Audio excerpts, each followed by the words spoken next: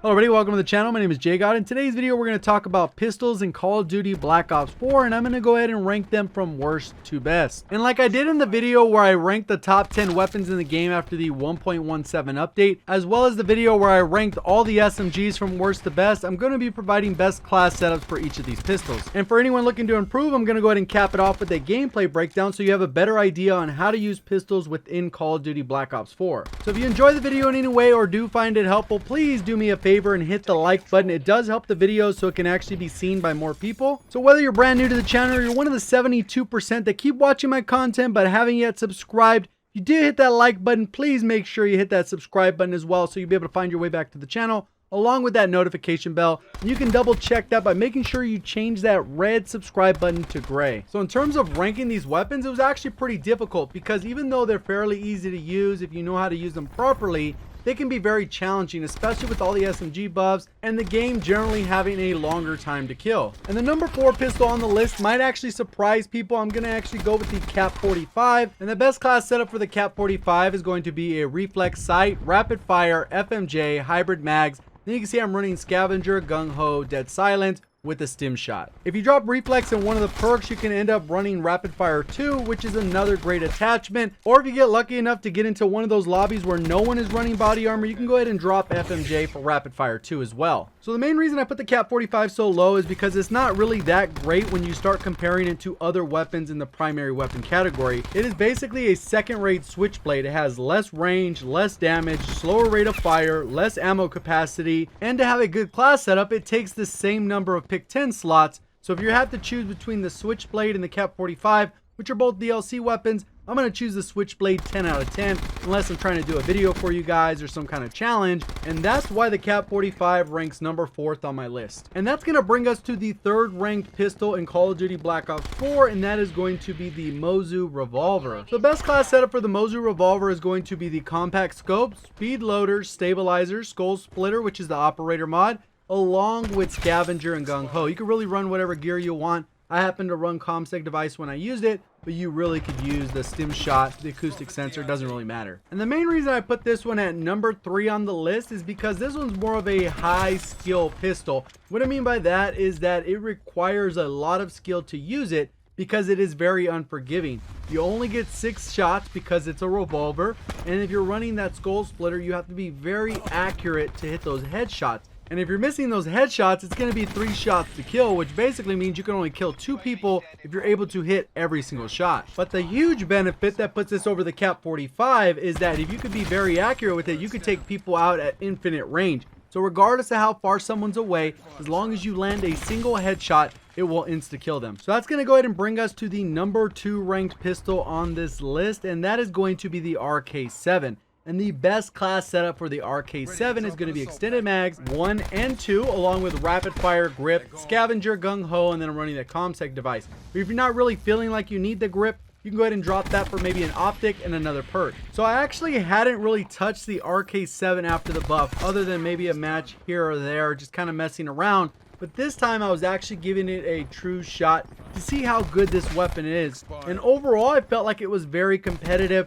especially at that short to medium range. And you can actually take people at long range if you're able to hit your shots. So I think the fact that this weapon has so much ammo, the ability to take people out at short, medium, and long range as long as you're able to hit the shots, allows this weapon to be a little more consistent across the board compared to the Cap 45 and the Mozu, and that's why I ranked it at number 2. And obviously that's going to bring us to the number 1 ranked pistol in this video, and that is going to be the Strife Pistol. And I run it with extended mags, FMJ, long barrel, quick draw, scavenger, and gung ho, as well as that ComSec device. And if you're feeling like you need more perks or an optic, I would go ahead and drop FMJ since that'll free up 2 pick 10 slots. And I know some people are just here for the class setup, so before you dip out, please make sure you hit that like button and subscribe so you'll be able to find your way back to the channel. So the main reason I put the Strife so high on this list is because it is very consistent at short, medium, and long ranges, even more consistent and more accurate than the RK7. It also received a buff a while ago that increased its fire rate cap, which makes it a very strong pistol. But don't get that confused with me saying that these are very good weapons, because at the end of the day, they only have really one thing going for them. It's not time to kill, because it takes way too many shots to kill with the pistol. So what really sets pistols apart and where they have a true advantage is in their strafing speed, or their movement while aimed down sight. And just to put it in perspective, every pistol without any attachments has a faster strafing speed than the SOG with stock 1 and 2. So one way to look at it is you already have 2 attachments based around movement that are already baked into the weapon category. So let's go ahead and get into a little bit of a gameplay breakdown. This is where I kind of take you through my thought process. If you're brand new to the channel, this is something I normally like to do in pretty much all my best class setup videos and a majority of my videos, so I can kind of take you through real game scenarios as they happen live and kind of take you through what I'm thinking as things are happening in front of me. And this is where I like to combine the how with the what by giving you tips about the specific map and the mode while using the best class setup. So since a majority of my gunfights are going to be very close range, a lot of times I'm going to stay to the outskirts, and that's what I typically recommend, especially if you're a newer player, just because those are generally better flank routes, and a lot of times those are less traveled areas, so it's a lot easier to catch people off guard. I see this guy coming out, I'm able to snap on, take him out. There's another one chasing me down, end up jumping back out and take him out.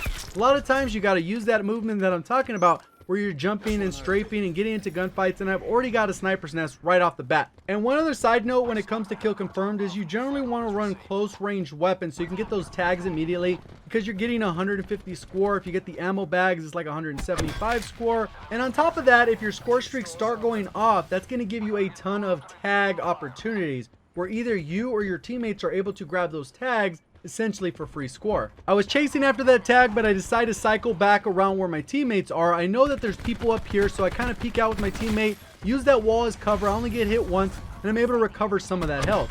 I go ahead and come around, already have a strike team. I know that the enemies are still spawning in this area because my teammates haven't fully cleared the area out. Then it starts to look like the spawns have flipped, and I get to take advantage of one of those tag opportunities. I come through, people have already flipped the spawns, so all the tags that are in this back area are pretty much free to grab. I gotta grab them before my strike team or my sniper's nest kills the guys again, because if they kill him, it'll make those tags disappear.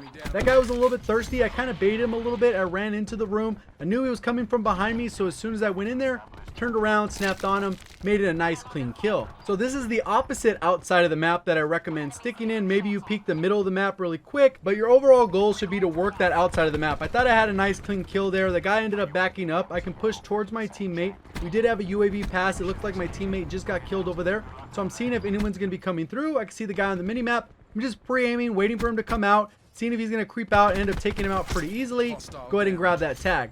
I'm pushing through the spawn, thinking I can get an easy kill, waiting for a UAV to pass if I can get any kind of information. You can see they're firing at my strike team, so I'm thinking that maybe I could jump up here, come around for a nice easy flank, make that aggressive play, push through the spawns. It looks like they're flipping anyways because my teammate's already pushing up heavily. I already got a sniper's nest, end up shooting at this guy here, and right here, I don't know how I survived this. There's really no way I should have survived it. I missed a couple too many shots, but it looks like the other guy missed way too many shots, and I caught him in reload. You can see he's reloading his weapon. Luckily, I'm able to hit those final couple bullets and take him out. So on the other guy's side of it, he should have probably reloaded before he came to challenge me. I think he already thought that I was really low health and maybe his teammate landed more bullets than he did, or he thought he was going to be a little bit more accurate. Whatever the case was, he missed way too many shots, and I was able to take advantage of that. So you can see how I strategically use these TAC 5 boosts to give me more information. I used it specifically because I was close enough for that UAV that once I call it in, I'm able to get that map awareness. And again, instead of going through the middle, I'm going around this flank route. I do peek the edge of an enemy rounding the corner, so as I come around, I'm a little bit cautious to see where the guy's at.